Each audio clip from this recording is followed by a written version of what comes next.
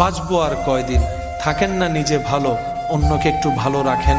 বিশ্বাস করেন, অন্যকে ভালো রেখে আপনি এখান থেকে যে ভালোটা থাকতে পারবেন, অন্যের চোখে পানি এনে দিয়ে সে ভালোটা আপনি থাকতে পারবেন না।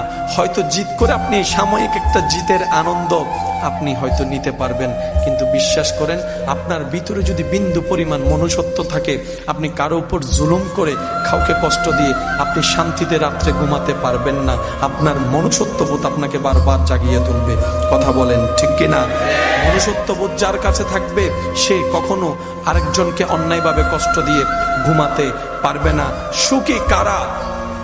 লিস্টি যদি করেন, আপনাকে প্রথম নাম্বারে রাখতে হবে জগতের পাগল যারা, তারাই সবচাইতে সুখী।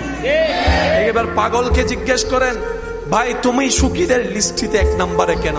সবাই তো হাসে, সবার হাসির মধ্যে কেমন যেন একটু ফরমালিন অভিনয়ের ভাব আছে, কিন্তু পাগল যখন হাসে দেখতে এত চমৎকার লাগে, মনে হয় যেন তার মনের আনন্দের হাসিটা তার চেহারাই দেখা যাচ্ছে। ও পাগল, তুমি এত সুন্দর করে হাসো কেন?